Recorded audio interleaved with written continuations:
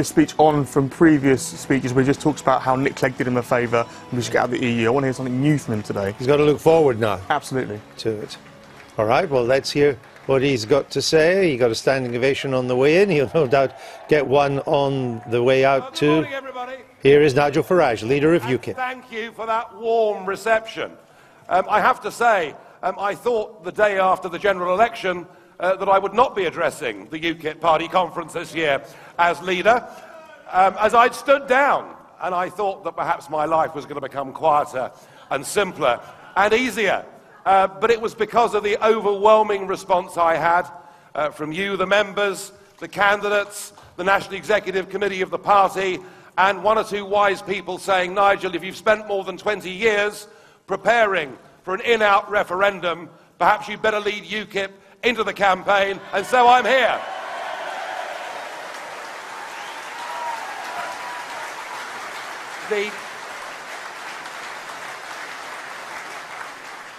In a sense, the general election ended 2.5 years of non-stop, remarkable campaigning.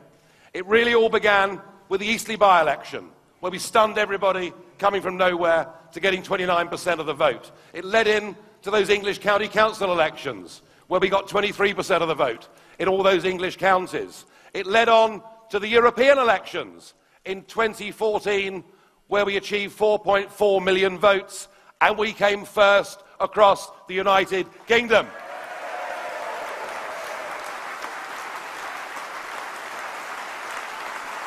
And it led on to the remarkable victory in the Clacton by-election from Douglas Carswell. And it led, of course, to Mark Reckless appearing on this stage last year and winning the Rochester by-election. We'd had an amazing run. But the general election, in many ways, was a whole different ballgame. Up against parties that were bigger, stronger, and better funded than we were. And goodness knows we tried. We tried to broaden out the arguments. I tried in those debates, those TV leaders' debates, to point out that far from this government having been prudent with our money, actually George Osborne, in the space of 5 years, had doubled the national debt. He'd increased our debt by more than the Labour Party had managed in 13 years. I mean, that takes some doing, doesn't it? We tried to point out that selection in education would close the ever-widening class gap in this country. We tried to make the arguments that Britain's armed forces are seriously under-resourced. We tried to do those things, but in many ways it was difficult to get those arguments through. There are times in elections, there are times in life, where whatever you do, you cannot change the cards that are dealt. And actually, what decided this election was a big swing to the Conservatives for fear of that woman north of the border and that Ed Miliband wasn't really up to being Prime Minister. So there was nothing we could really do about that.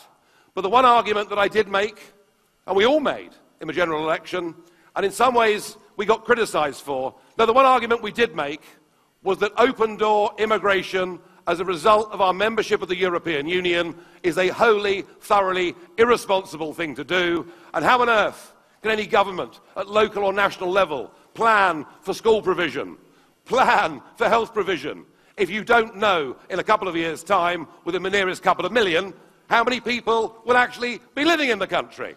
And we made those arguments.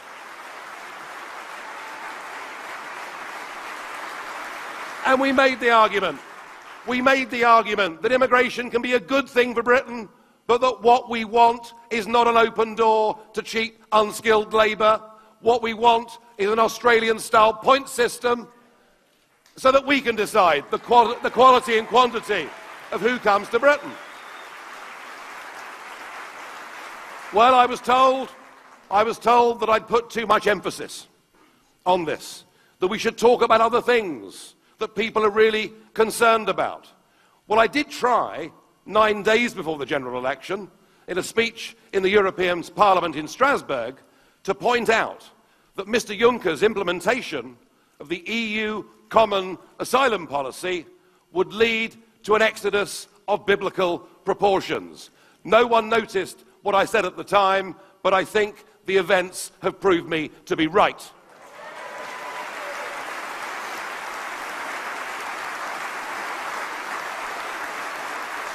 And now over the course of a summer, 15-point rise in the number of people who think immigration and open borders are the number one issue in British politics. 50% of people now put that at number one, with the economy trailing behind at 27%.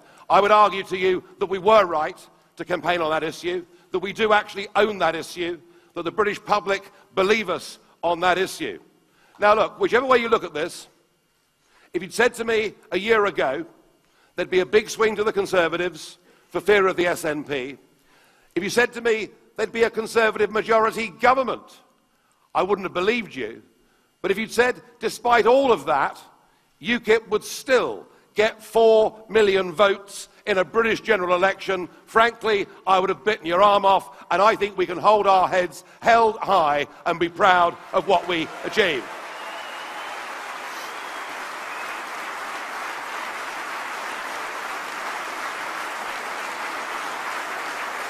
I really do.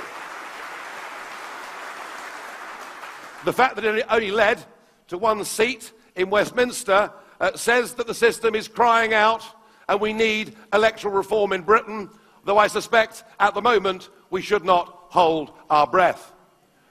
But one really good thing, one really amazingly brilliant thing did come out of the general election, and that is that we are going to have an in-out referendum on our membership of the European Union, and that would never have happened without the collective efforts of everybody in UKIP.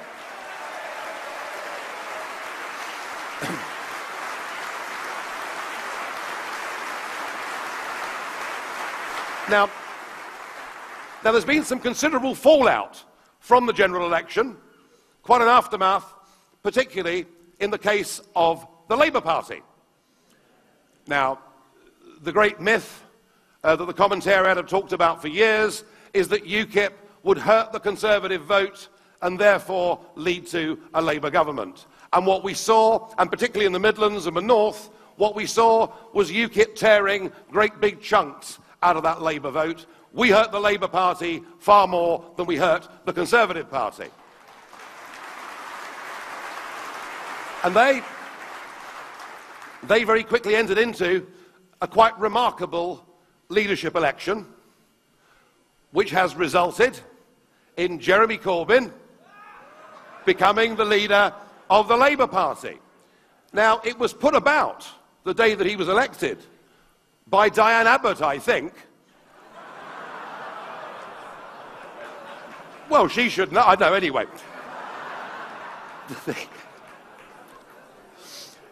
It was put about by Diane Abbott that Jeremy being in charge of a Labour Party would mean that all of those voters who deserted Labour and gone to UKIP would come back. Well, let's have a little examination of that, shall we? Do you honestly think that Labour voters that came to UKIP in Doncaster agree with Mr Corbyn that we should get rid of the Queen? Do you honestly think that Labour voters in Doncaster who came to UKIP would approve of a man who cozied up to the likes of Gerry Adams and Martin McGuinness? Do you honestly think that Labour voters in Doncaster would think that it was a good idea for us to hand the Falkland Islands over to Argentina? Do you honestly think that people in Doncaster who switched to UKIP think that it's right and appropriate that at a service in St Paul's Cathedral to mark the 75th anniversary of the Battle of Britain, a room in which there were, perhaps for the last ever time, gathered together significant numbers of men and women in their 90s who were part of that great battle, that it was right to turn up without your top buttoned up and not to sing the national anthem? I think on all of those reasons, Corbyn is 1,000 miles away from those Labour voters that have come to UKIP. But there was perhaps just one area on which he could have held on to a lot more Labour votes and maybe even tempted one or two back despite everything else, and it was that for 40 years we'd understood that Jeremy Corbyn, this man, remember, of great principle, that Jeremy Corbyn, having been an avowed admirer of Tony Benn and Michael Foot, that Jeremy Corbyn was opposed to Britain being a member of the European Union because he believed that it damaged us as a nation-state democracy. And so there was room to believe that Corbyn would stick to his beliefs. And yet, within a week of being in charge of a Labour Party that has now become completely, obsessively Europhile in every way, and under pressure from his shadow cabinet and under pressure from his backbenches, he has capitulated on that great issue of principle, and he has said he will support Britain remaining in the European Union regardless of what Mr. Cameron comes back with. And I now think and believe that a whole new flank of the Labour vote in the Midlands and the North and Wales and right across this country, I believe that a whole new flank of the Labour vote is there for UKIP. I think Corbyn is a gift to UKIP.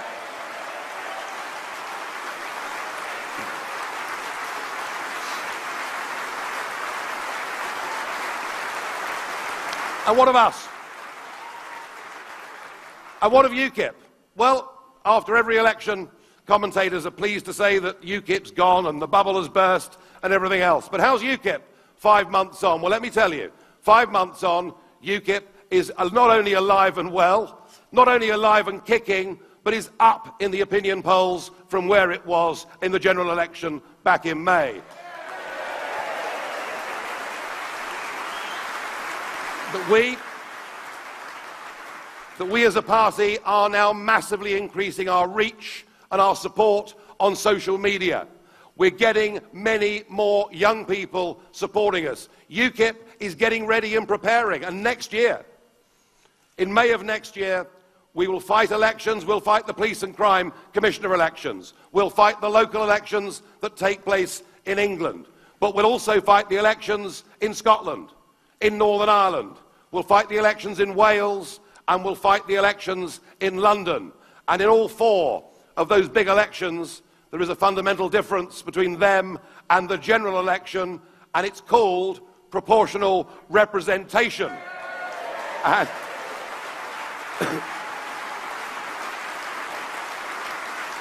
And I think UKIP will significantly increase its elected representation in this country in those elections, and we will maintain our position as the only UK party with elected representation in all 4 corners of the United Kingdom.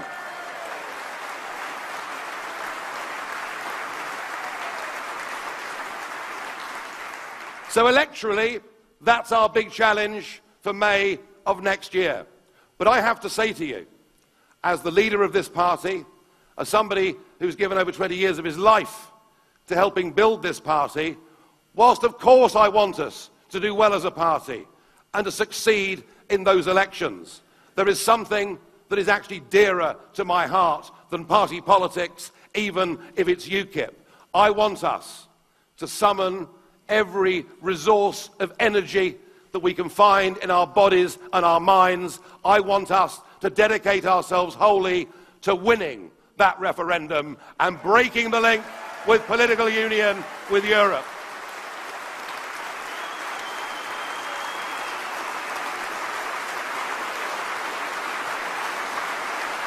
Thank you.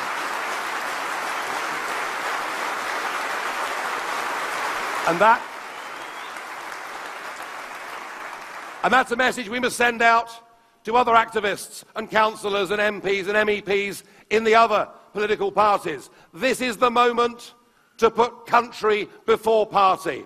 This is a once in a lifetime opportunity to get back the independence and self-government of this nation. Our message is clear. We want our country back.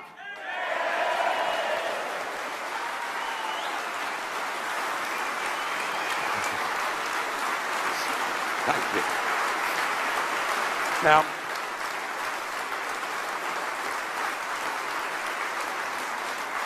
so there are really 3 sides to this referendum campaign, and I'll go through them one by one. There's the in campaign, and we know who they are. It's Sir Richard Branson, it's Oh, I've got better than that coming, don't you worry.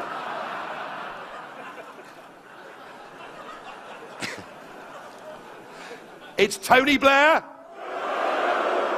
And top of the billing, it's Peter Mandelson. So we've got the side that will campaign for us to remain. We've got the side who will campaign for us to leave, and I'll talk more about that in the course of this speech. And then we've got the Prime Minister. Or should I call him, in this context, Piggy in the middle?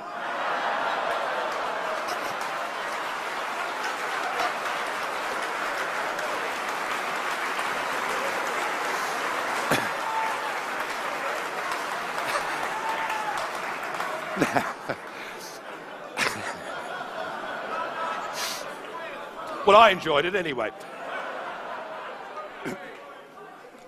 Now, there are some in the wake of the general election, there are some, as I would call them, soft Eurosceptics, who have suggested that our best policy is to stand still, to let Dave do the renegotiation, to see what he comes back with, and then to make our minds up.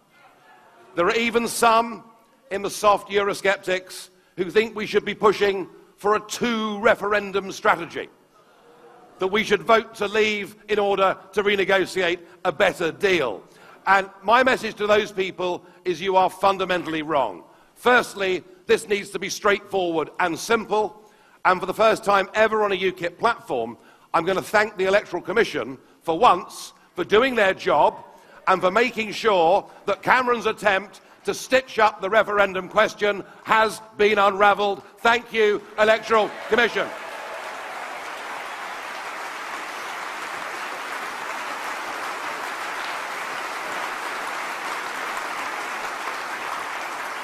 But to wait would be a terrible, terrible mistake.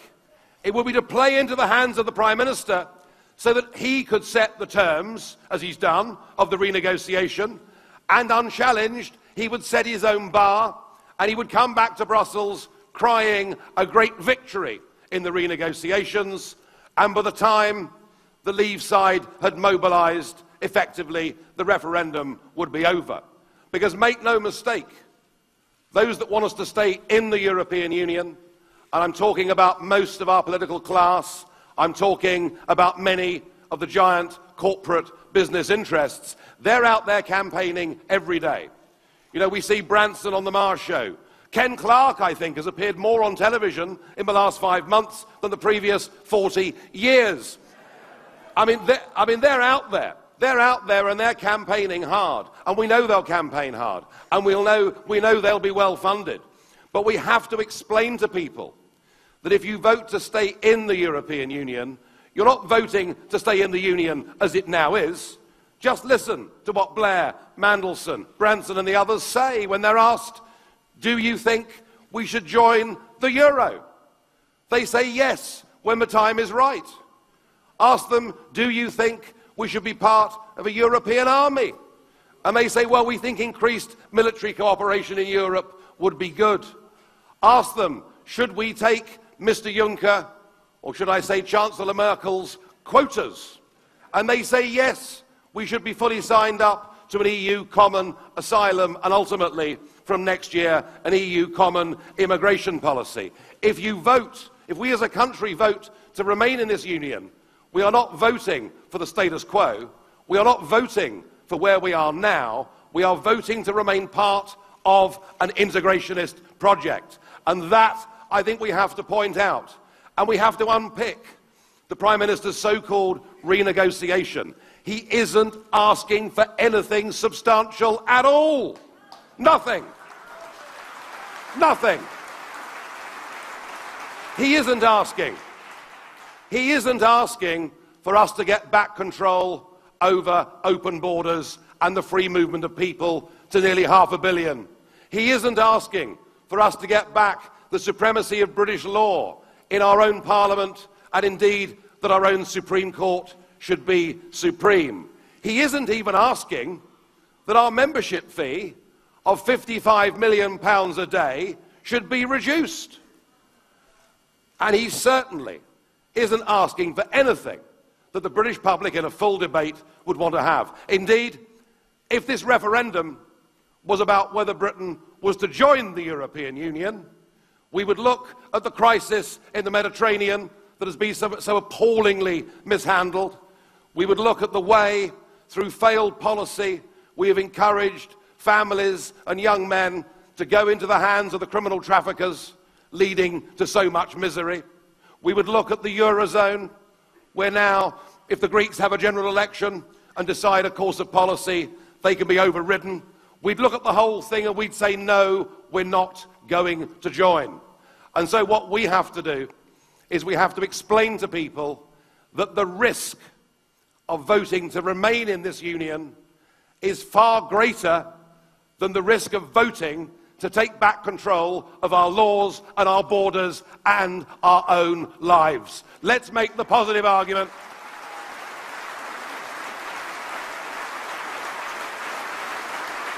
Let's make the positive argument. Let's make the positive argument for trade with Europe, for cooperation with Europe, for being good next-door neighbours with Europe. Let's make that argument. But let us, as has been said already this morning, let's talk about the world. Let's talk about Britain's place in the world. Let's talk about who we are as a people. You know, surely we should be able and capable to negotiate our own trade deals on the world stage. And yet, when I had that debate, those two debates, in fact, with Nick Clegg last year, and thank you, Nick, for giving me that fantastic opportunity. But when I had those debates, there was a point at which Clegg said, we need to be in the European Union because only by being an EU member do we have clout on the international stage to make trade deals. And I turned to Nick and I said, Iceland, with a population of 317,000, has just concluded its own trade deal with China. If Iceland is big enough and strong enough to make its own trade deals, I'm damn sure that we are big enough and strong enough to make our own trade deals.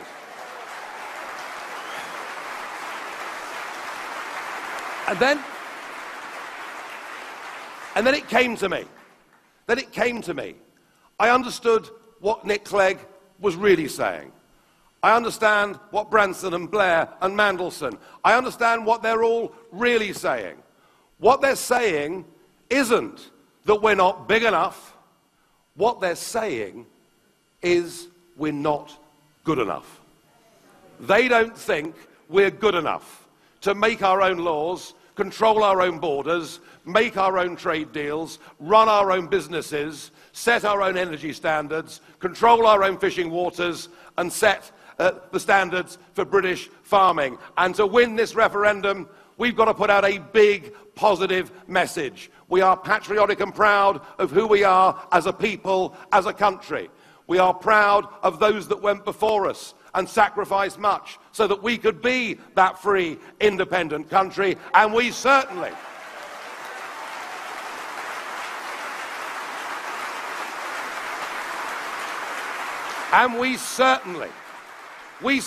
believe that Britain is good enough, that we are good enough to stand on our own 2 feet and trade with the world. We'll win this with that big, strong, positive message. We really will. We really will.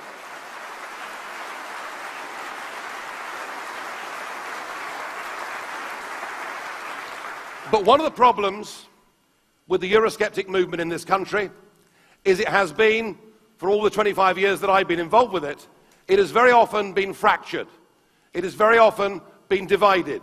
It has very often been a valid, pertinent and correct criticism to say that the Eurosceptic groups are all run by egomaniacs, that they, with some exceptions one hopes, that the groups are all run by egomaniacs, that they can never work with each other, that they all hate each other, that they're more concerned with who is top dog on our side of the argument than fighting the enemy. And that, I think, is what is the most significant thing about today's UKIP conference. Yes, we're here as a party getting ready to fight those May elections next year, getting ready to have more electoral success, getting ready to build our base of elected representatives. But the single most important and significant thing about this conference is that what I have to say to you is I am just massively impressed with what Aaron Banks and the men and women around him have done in putting together the non-political party umbrella group of Leave.eu. I'm impressed. I'm impressed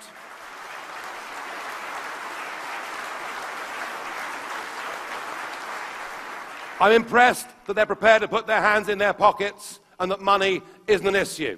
I'm impressed that they set up social media platforms that are booming and they're gaining about 7,000 new supporters every single day. But most of all, I'm impressed that the people running it have absolutely no personal political ambition of their own at all. They're doing it because they believe it's the right thing to do.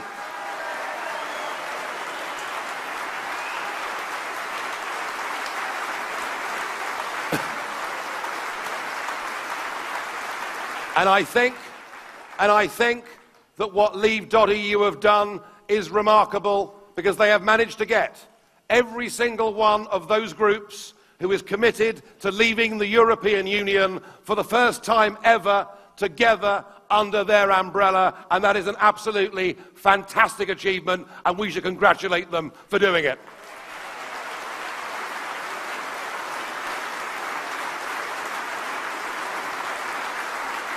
There's been speculation about which group would get the official designation for the Leave the EU campaign. But as I see it at the moment, there is only one group that set up an umbrella that is absolutely clear in what it stands for, and that is the Leave.eu campaign. And I say to you today that UKIP will now stand hand in hand with Leave.eu. We will work together as a united force of all the Eurosceptic groups that want to lead the European Union. We are together, we are united, and I believe that the tide has turned. I think something is changing out there, and I believe we're on course to win the most historic and the most important political victory in any of our lifetimes. Thank you very much indeed. Thank you.